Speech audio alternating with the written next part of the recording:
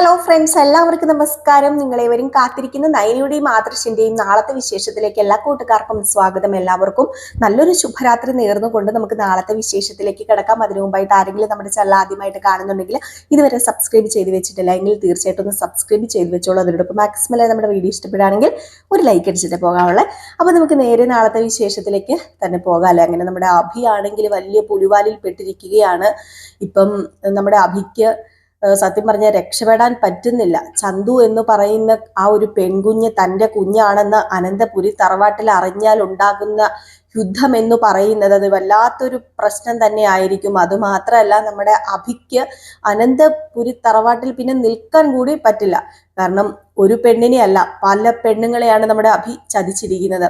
ഇതിൻ്റെ കൂടെ നവ്യേനെ ചതിച്ചിരിക്കുന്നു. അതിലൊരു കുഞ്ഞ് ഇനിയിപ്പം വേറെ എവിടെയെങ്കിലും അവിഹിതവും കുഞ്ഞും ഉണ്ടോ എന്ന് ദൈവം തമ്പുരാന് മാത്രമേ അറിയത്തുള്ളൂ. അപ്പൊ ആകെപ്പാടെ പെട്ടുപോയ ഒരു അവസ്ഥയാണ് കേട്ടോ. അത് മാത്രമല്ല, ഇത് മൂടി വെക്കാൻ ഓർത്ത് ഇരുന്നാലും കുറച്ചു പേരൊക്കെ ഈ കുഞ്ഞിന്റെ കാര്യങ്ങളൊക്കെ അറിയുന്നവരുണ്ടെന്ന് ഇന്ന് ആ പെൺകുട്ടി പറഞ്ഞല്ലോ. അപ്പൊ ആ പെൺകുട്ടി എന്ന് പറഞ്ഞിട്ടുണ്ടായിരുന്നു ഗൾഫിലാണെങ്കിലും കുറച്ചു പേർക്കൊക്കെ അറിയാം അനന്തപുരി തറവാട്ടിലെ അഭി തന്നെയാണ് തൻ്റെ കുഞ്ഞിന്റെ അച്ഛനെന്ന്. അപ്പൊ അതുകൊണ്ട് വലിയ നൂലാമാലയിൽ പെട്ടിരിക്കുകയാണ്. ഒരു സ്വസ്ഥതയും സമാധാനവും അഭിക്ക് ഉണ്ടാകുന്നില്ല. കാരണം അഭി ചെയ്ത ഓരോരോ കാര്യങ്ങൾ തന്നെയാണ് അഭിക്ക് വിനയായിക്കൊണ്ടിരിക്കുന്നത്. ഇതേ സമയം ആയിക്കോട്ടെ, നമ്മുടെ നന്ദാവനത്തിൽ വലിയ ചർച്ചയായിക്കൊണ്ടിരിക്കുകയാണ്. വേറൊന്നുമല്ല, ദേവയാനിയും നമ്മുടെ നയനയും. അങ്ങനെ ദേവയാനിയെയും നയനയും ഒരു പാഠം പഠിപ്പിക്കണം. കനകദുർഗയോടല്ലേ മറച്ചു വെച്ചിരിക്കുന്നത്. അപ്പൊ ഇത് ഏതായാലും വെളിച്ചത്ത് കൊണ്ടുവരണം. ഇത് വെളിച്ചത്ത് കൊണ്ടുവരാൻ മാത്രമല്ല, നയനയും ദേവയാനിയും കൂടി കനകദുർഗയുടെ മുമ്പിൽ തോൽവി സമ്മതിക്കണം, ഞങ്ങൾ ഒന്നിച്ചു എന്ന് പറയണം. അപ്പൊ അതിനൊക്കെ വേണ്ടിയുള്ളൊരു ചില അടവും പ്രയോഗങ്ങളും ഒക്കെയാണ് നന്ദുവും ഗോവിന്ദനും കനകയും കൂടെ ഒപ്പിക്കാൻ പോകുന്നത്. അപ്പൊ അങ്ങനെ നമ്മുടെ നയനയ്ക്കാണെങ്കിൽ 2 ദിവസം കഴിഞ്ഞ് നേരെ വീട്ടിൽ പോകണം എന്നൊക്കെ പറഞ്ഞ് വാശി പിടിച്ചോണ്ടിരിക്കുകയാണ്. അപ്പൊ കനക പറയുന്നുണ്ട് 2 ദിവസമൊന്നും അല്ല, കുറച്ച് ദിവസം നീ ഇവിടെ നിൽക്കുക മോളെ എന്നൊക്കെ പറയുന്നുണ്ട്. അപ്പൊ നയന സമ്മതിക്കുന്നില്ല കേട്ടോ. നയന പറയുന്നത് 2 ദിവസം കഴിഞ്ഞ് പോകണം. അത് മാത്രമല്ല, എനിക്ക് ഓഫീസിലൊക്കെ പോകണമല്ലോ. പിന്നെ ആദർശേട്ടന്റെ അമ്മയ്ക്ക് ദേഷ്യമാകും. അത് ഞാനിവിടെ കുറെ ദിവസം നിന്ന് കഴിഞ്ഞിട്ടുണ്ടെങ്കിൽ ആദർശേട്ടന് അവിടെ ഒരു സമാധാനം ഇല്ലെങ്കിൽ അറിയാലോ അമ്മയുടെ കാര്യം. പിന്നെ അമ്മ എൻ്റെ മെക്കിട്ട് കയറുള്ളൂ എന്ന് പറഞ്ഞപ്പോഴാണ് നമ്മുടെ കനക പറയുന്നത്, അതുകൊണ്ട് തന്നെ മോളെ പറയുന്നത്, മോള് ഇനി ഇവിടുന്ന് പോയി കഴിഞ്ഞാൽ എനിക്കൊരു കാര്യം പറയാനുള്ളൂ. അത് എൻ്റെ അഭിപ്രായം മാത്രമല്ല, ഈ ഇരിക്കുന്ന ഗോവിന്ദേട്ടൻ്റെയും നന്ദുവിൻ്റെയും ഒക്കെ അഭിപ്രായമാണ്. നീ ഇവിടെ നിന്ന് പോയി കഴിഞ്ഞാൽ ഇനി ഞങ്ങൾ നിന്നെ കാണാനായിട്ട് അങ്ങോട്ട് വരികയോ ഇനി എന്തെങ്കിലും പ്രശ്നം ഉണ്ടായിട്ടുണ്ടെങ്കിൽ നീ ഞങ്ങളെ വിളിക്കുകയോ ഒന്നും ചെയ്തേക്കരുത്. അല്ലെങ്കിൽ പിന്നെ മോളൊരു കാര്യം ചെയ്യണം, ഇവിടെ നിൽക്കണം, ഇനി പോകേണ്ട കാര്യമില്ല എന്നിങ്ങനെ പറയാം. അതുമാത്രമല്ല, ആദർശ് ഇങ്ങോട്ട് വരുമല്ലോ. ആദർശ് ഇങ്ങോട്ട് വരുമ്പോൾ ആദർശിനെ കാണുകയും ഒക്കെ ചെയ്യാം. വേണ്ട, എല്ലാ ദിവസവും വരണ്ട, ആഴ്ചയിൽ 2 ദിവസം വന്നാലും ഇവിടെ നിൽക്കാലോ നിങ്ങൾക്ക്. അപ്പൊ അങ്ങനെ ചെയ്യാൻ നോക്ക്. അല്ലാതെ ഇനി മോളെ അങ്ങോട്ടേക്ക് വിട്ട് മോളെ കഷ്ടപ്പെടുത്താൻ ഞങ്ങൾക്ക് പറ്റില്ല. കാരണം അത്രമാത്രം ദ്രോഹിക്കുന്നുണ്ട്. നിന്റെ ഭർത്താവ് നിന്നെ സ്നേഹിക്കുന്നുണ്ട്, അത് ശരിയാണ്. പക്ഷെ അമ്മയും കൂടെ സ്നേഹിക്കാതിരുന്ന് കഴിഞ്ഞാൽ ആ വീട്ടിൽ ഒരിക്കലും നിലനിൽക്കാൻ പറ്റില്ല. അതൊരിക്കലും നമ്മളൊന്നും ചിന്തിക്കുന്നതിനും അപ്പുറത്തേക്കായിരിക്കും വഴിതിരിഞ്ഞു പോകുന്നത്. അതുകൊണ്ട് മോളൊരു കാര്യം ചെയ്യണം, മോളെ ഇനി ഞങ്ങൾ വിടുന്നില്ലെന്ന് പറഞ്ഞു. അപ്പൊ നയന് സമ്മതിക്കും. നയന് പറഞ്ഞു, അതെന്താ അമ്മ ഇപ്പൊ ഇങ്ങനെയൊക്കെ പറയുന്നത്? അമ്മയും അച്ഛനും ഒക്കെ എന്താ ഈ അമ്മ പറയുന്നതിന്റെ ഒപ്പം എന്തിനാ അച്ഛൻ നിന്ന് തുള്ളുന്നത്?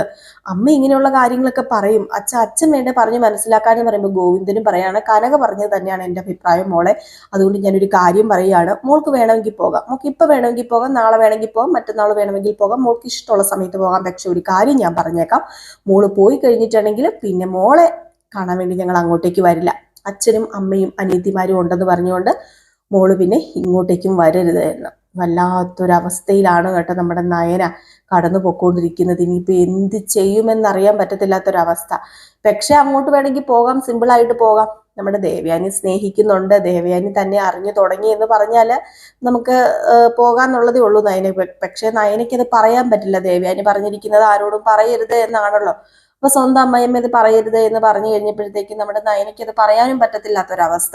ആകെപ്പാടെ വള്ളിക്കെട്ട് ചുള്ളിക്കെട്ട് കേസായിട്ടിരിക്കുകയാണ്. അപ്പൊ ഈ സമയത്താണെങ്കിൽ അനന്തപുരി തറവാട്ടിൽ ഊണും ഉറക്കവും ഇല്ലാതെ ദേവയാനി അങ്ങോട്ടും ഇങ്ങോട്ടും പാഞ്ഞു നടപ്പുണ്ട്. ദേവയാനിയുടെ സങ്കടം കാണുമ്പോൾ ജയന് മനസ്സിലാകുന്നുണ്ട്, എന്തൊക്കെയോ ജയനും പിടികിട്ടുന്നുണ്ട്. ഈ പറയുന്ന മുത്തശ്ശിക്കൊക്കെ പിടികിട്ടുന്നുണ്ട്. ഊണോ ഉറക്കവും അതുപോലെ തന്നെ ഏതെങ്കിലും മൂലയ്ക്ക് പോയി നിന്ന് ആലോചിക്കുന്നു, ഇതൊക്കെ ചെയ്യണം. അപ്പൊ ഇതിനിടയിലായിക്കോട്ടെ നമ്മുടെ നയനെ ഫോൺ വിളിക്കാണ്.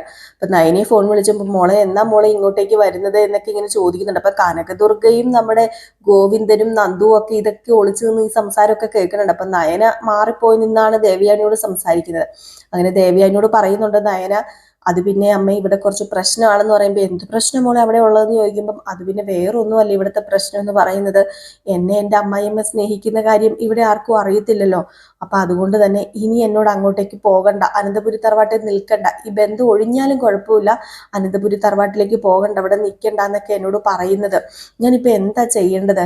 എൻ്റെ അമ്മായിയമ്മ എന്നെ സ്നേഹിക്കാത്ത പക്ഷം ഇനി ഞാൻ ഇങ്ങോട്ടേക്ക് പോയി കഴിഞ്ഞിട്ടുണ്ടെങ്കിൽ, അനന്തപുരി തറവാട്ടിലേക്ക് വന്നു കഴിഞ്ഞിട്ടുണ്ടെങ്കിൽ അച്ഛനും അമ്മയും എന്നെ കാണാൻ അങ്ങോട്ടേക്ക് വരികയോ യാതൊരു ബന്ധം പുലർത്തുകയോ ഒന്നും ചെയ്യില്ല. ഞങ്ങൾക്ക് ഇങ്ങനെ ഒരു മകളില്ലെന്ന് ഞങ്ങളങ്ങ് വിചാരിക്കുന്നൊക്കെയാ പറയുന്നത്. എനിക്കറിയില്ല ഞാൻ എന്ത് ചെയ്യുന്നതെന്നൊക്കെ പറഞ്ഞപ്പോഴത്തേക്കും, ആണോ ഇതിപ്പോ വല്ലാത്ത പുലിവാലി കേസ് ആയല്ലോ മോളെ എന്നൊക്കെ ഇങ്ങനെ നമ്മുടെ ദേവയാനിയും പറയുന്നുണ്ട്. അപ്പൊ ദേവയാനി പറഞ്ഞു, ഏതായാലും മോളൊരു കാര്യം ചെയ്യുക, മാക്സിമം പരമാവധി പറഞ്ഞു നോക്ക്. അവര് ചിലപ്പോ അങ്ങനെയൊക്കെ പറഞ്ഞെങ്കിലും ഇങ്ങോട്ടേക്ക് വന്ന് മോളെ കാണാതെ ഒന്നും ഇരിക്കത്തില്ല. കനകയും ഗോവിന്ദനും മോളെ കാണാതെ ഇരിക്കുവോ? ഇപ്പൊ ഇങ്ങനെ വാശിയൊക്കെ പിടിക്കുന്നതായിരിക്കും, പക്ഷെ മോളിങ്ങോട്ട് വരാതിരിക്കരുതെന്നും പറഞ്ഞ് ഒരു വശത്ത് നിന്ന് നമ്മുടെ ദേവയാനി വിളിക്കുന്നു. ഈ സമയത്ത് നമ്മുടെ നയനയ്ക്ക് എന്ത് ചെയ്യണം ഏത് ചെയ്യണം എന്നൊന്നും അറിയില്ല. അങ്ങനെ ആദർശിനോട് ഈ വിവരം വിളിച്ച് പറയുന്നുണ്ട് കേട്ടോ, ഇങ്ങനെയൊക്കെയാണ് സംഭവം. അപ്പൊ എല്ലാവർക്കും പെട്ടെന്ന് ഒരു അതിശയമാണ് കേട്ടോ, ഇതെന്താ കനകയും ഗോവിന്ദനും ഇങ്ങനെയൊക്കെ സംസാരിക്കുന്നത്, അവരെന്തിനായിരിക്കും ഇങ്ങനെയൊക്കെ പറയുന്നത്, ഇനിയിപ്പോ എന്തായിരിക്കും ഇതിന്റെ പിന്നിൽ നിന്നൊരു ചെറിയൊരു സംശയങ്ങളൊക്കെ എല്ലാവർക്കും ഉണ്ട്. ഈ സമയമായിക്കോട്ടെ നമ്മുടെ ജാനകി മരുമകളെ വിളിച്ച് പറഞ്ഞു കേട്ടോ ഇവിടുത്തെ കാര്യങ്ങളൊക്കെ, ഇവിടെ ഇനിയിപ്പം നയനയും നവ്യയും ഇല്ല, അപ്പൊ അതുകൊണ്ട് തന്നെ മോൾ ഇങ്ങോട്ടേക്ക് വരണം എന്നൊക്കെ വിളിച്ചു പറഞ്ഞു. അപ്പൊ ഇത് ഇന്നലത്തെ വിശേഷത്തിൽ ഞാൻ പറഞ്ഞിട്ടുണ്ടായിരുന്നു.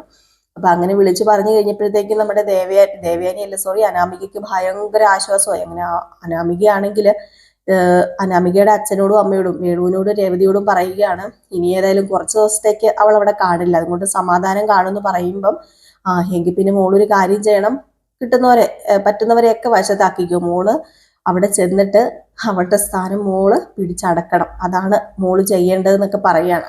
ഈ സമയത്ത് നമ്മുടെ അനാമിക പറയുന്നുണ്ട്, അപ്പം എന്തൊക്കെ പറഞ്ഞാലും നയനയുടെ സ്ഥാനം എനിക്ക് അവിടെ കിട്ടാൻ പോകുന്നില്ല. പിന്നെ അത് മാത്രമല്ല, അവിടെ ആ അനിയുടെ മുഖം കാണണമല്ലോ എന്ന് ഓർക്കുമ്പോൾ എനിക്ക് അങ്ങോട്ടേക്ക് പോകാനേ തോന്നുന്നില്ല.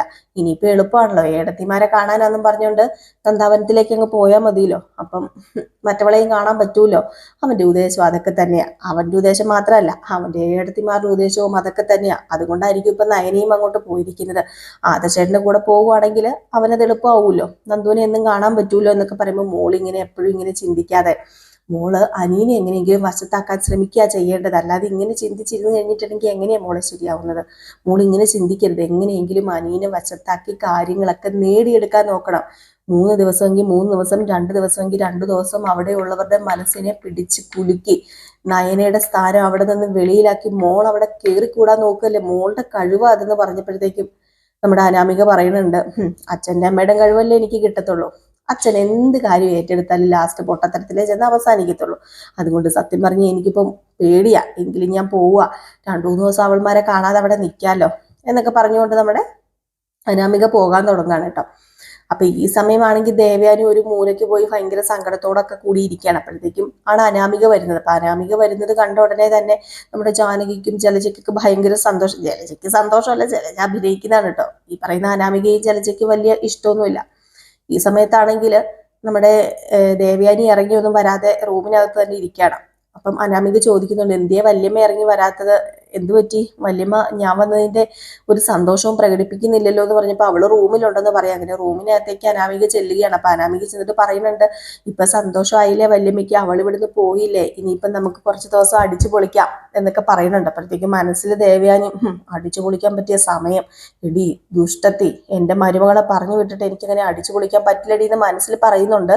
പക്ഷെ പുറത്ത് പറയുന്നത് വേറൊന്നാണ്, നമുക്ക് അടിച്ചു തന്നെ പൊളിക്കണം, അവളേതായാലും ഇനി ഇങ്ങോട്ട് മടങ്ങി വരരുതെന്ന മോളെ ഞാൻ പ്രാർത്ഥിക്കുന്നത്. എനിക്ക് സ്വസ്ഥതയും സമാധാനവും അവൾ മടങ്ങി വന്നു കഴിഞ്ഞാൽ ഉണ്ടാവില്ല. അവൾ മടങ്ങി വരാതിരുന്ന് എനിക്ക് സ്വസ്ഥതയും സമാധാനവും കിട്ടുമല്ലോ. അത് മാത്രമല്ല, എൻ്റെ മോനെ കൊണ്ട് ഒരു പെണ്ണിനെയും കൊണ്ട് കെട്ടിച്ചാലോ എന്ന് വരെ ഞാൻ ചിന്തിക്കുന്നുണ്ട്. കാരണം അറിയാലോ, അർഹതയില്ലാത്തവന്മാരൊക്കെ ഇറങ്ങിപ്പോയില്ലേ, ഇനിയിപ്പോൾ ഇങ്ങോട്ടേക്ക് വരാതിരുന്നാൽ മതി എന്നൊക്കെ ഇങ്ങനെ പറയണം. അപ്പം നമ്മുടെ അനാമികയും പറയുന്നുണ്ട്, അത് തന്നെയാ വല്യമ്മേ ഞാനും പ്രാർത്ഥിക്കുന്നത്. അവൾമാർ എന്തിനാ ഇനി ഇങ്ങോട്ട് വലിഞ്ഞു കയറി വരുന്നത്? സത്യം പറഞ്ഞു കഴിഞ്ഞിട്ടുണ്ടെങ്കിൽ അവൾമാരില്ലാത്ത ഈ വീട് എന്ത് സ്വസ്ഥതയും സമാധാനമാ, ഇപ്പൊ എന്ത് രസമായി ഈ വീട്. അവൾമാരില്ലായിരുന്നെങ്കിൽ എന്ത് രസമായിരുന്നു എന്ത് ചെയ്യാനാ, രണ്ടെണ്ണങ്ങൾ കയറി വന്നില്ലേ, നിങ്ങൾക്ക് ഒട്ടും ബുദ്ധി മിളവില്ലായിരുന്നോ? അല്ല, വല്യമ്മയ്ക്ക് കയറി വന്ന ആ ഒരു സമയത്ത് അവൾ മുഖം മറച്ച കല്യാണം നടത്തിയെന്നൊക്കെ ഞാൻ പറഞ്ഞ് കേട്ടിട്ടുണ്ട്. ആ ഒരു സമയത്ത് തന്നെ അവൾ ഓടിച്ചു വിടത്തില്ലായിരുന്നോ? എന്തിനാ വല്യമ്മ ഇങ്ങോട്ടേക്ക് കയറ്റി അവളെ വിളക്കം കൊടുത്ത് സ്വീകരിച്ചത്? അതിന് ഞാനല്ലല്ലോ മോളെ വിളക്ക് കൊടുത്ത് സ്വീകരിച്ചത്, മുത്തശ്ശനും മുത്തശ്ശിയും ഉണ്ടല്ലോ. അവള് പണ്ട് മുതലേ തന്നെ അവരെ വശീകരിച്ച് കയ്യിലെടുത്ത് വെച്ചിരിക്കുകയല്ലേ, അവരല്ലേ വിളക്ക് കൊടുത്ത് സ്വീകരിച്ചത്, അല്ലാതെ ഞാനൊന്നും അല്ല വിളക്ക് കൊടുത്ത് സ്വീകരിച്ചത് എന്നൊക്കെ പറയുന്നുണ്ട് കേട്ടോ. എല്ലാവരും ഇതൊക്കെ കേട്ട് കഴിയുമ്പോഴത്തേക്കും നമ്മുടെ അനാമികയ്ക്ക് ഭയങ്കര സന്തോഷം. അത് മാത്രമല്ല, അനാമിക ഭയങ്കര സന്തോഷത്തോടു കൂടി തുള്ളിച്ചാടി നടപ്പുണ്ടെങ്കിലും നമ്മുടെ അനാമികയ്ക്ക് പുറകെ തട്ടുകേട് കിട്ടാൻ പോകുന്നതേ ഉള്ളൂ. നമ്മുടെ അനാമികയുടെ അഹങ്കാരം കുറയാൻ പോവുകയാണ്. അതുപോലെ തന്നെ നമ്മുടെ അഭിയുടെ അവസ്ഥ എന്ന് പറഞ്ഞാൽ വല്ലാത്ത ഗുരുതരമാണ്. അങ്ങനെ അഭി വീട്ടിൽ വന്ന് വല്ലാത്തൊരു മാനസികാവസ്ഥയിലൂടെ കടന്നു പോകുന്നു. അപ്പൊ വീട്ടിൽ ചെല്ലുമ്പോഴത്തേക്കും മുത്തശ്ശൻ ചോദിക്കുന്നുണ്ട് അഭിയോട്, നീ വിളിക്കുന്നുണ്ടോടാ, നീ നവ്യനെ പോയതിനു ശേഷം വിളിച്ചോ, നീ ഇവിടുന്ന് വലിയ വീമ്പളക്കിയാണല്ലോ അവളെ പറഞ്ഞു വിട്ടത്, എന്നും വിളിക്കും കാണാൻ പോകും എന്നൊക്കെ പറഞ്ഞിട്ട് നീ പോയോ? നീ ഈ ചുറ്റിക്കറങ്ങുന്ന സമയമുണ്ടെങ്കിൽ നിനക്ക് അവളെ പോയിന്ന് കാണത്തില്ലേ, സമാധാനിപ്പിക്കത്തില്ലേ? ഇപ്പം നിന്റെ സാമീപ്യം അവള് ആഗ്രഹിക്കുന്നുണ്ടായിരിക്കും. ഒരു പ്രഗ്നന്റ് ആയ ലേഡി ആഗ്രഹിക്കുന്നത് എന്തെന്ന് ഒരു ഭർത്താവ് അറിഞ്ഞു ചെയ്തു കൊടുക്കല്ലേ ചെയ്യേണ്ടത്. അത് അവളുടെ സന്തോഷത്തിനും അവളുടെ കുഞ്ഞിന്റെ വളർച്ചയ്ക്കും ഒക്കെ കാരണമാകും. നീ അത് ഒന്ന് ചെയ്യാൻ നോക്കണം, അല്ലാതെ നീ ഇങ്ങനെ തെണ്ടി തിരിഞ്ഞ് നടന്ന് അവിടെയും ഇവിടെ അലഞ്ഞിട്ട് എന്തെങ്കിലും കാര്യമുണ്ടോ? നീ ഇപ്പം 2-3 ദിവസമായിട്ട് ജ്വല്ലറി ചെല്ലുന്നില്ലെന്ന് ആദർശ് പറഞ്ഞു, നീ പിന്നെ എവിടെയാടാ ഈ തെണ്ടി തിരിഞ്ഞ് നടക്കുന്നത് എന്നൊക്കെ ചോദിക്കുകയാണ്. ഏതായാലും ഈ ചോദ്യത്തിന് നമ്മുടെ അഭിക്ക് ഉത്തരം പറയാൻ പറ്റില്ല. അഭി ഏതായാലും പേരിൽ ചുമ്മാ നവ്യനെ വിളിക്കുകയും സംസാരിക്കുകയും ഒക്കെ ചെയ്യുന്നുണ്ട്. അപ്പൊ നമുക്ക് കാത്തിരുന്ന് തന്നെ കാണാം ഇനിയിപ്പോൾ എന്തൊക്കെയാണ് അങ്ങോട്ട് സംഭവിക്കാൻ പോകുന്നതെന്ന്. അപ്പോൾ ഏകദേശം ഈ ഒരു ഭാഗമൊക്കെ കാണിച്ചിട്ടായിരിക്കും നാളത്തെ വിശേഷം അവസാനിക്കുന്നത്. അപ്പോൾ നാളെ രാവിലെ കറക്റ്റ് 7:30 ആകുമ്പം നമ്മൾ ഫുൾ വിശേഷവുമായിട്ട് വരുന്നതായിരിക്കും. അതുപോലെ തന്നെ രേവതിയുടെയും സച്ചിയുടെയും വിശേഷം 6:53 ആകുമ്പം നമ്മൾ പോസ്റ്റ് ചെയ്യുന്നതായിരിക്കും കേട്ടോ. അപ്പോൾ ഈ സ്നേഹവും സപ്പോർട്ടിനെയും പ്രതീക്ഷിച്ചുകൊണ്ട് നിർത്തുകയാണ്.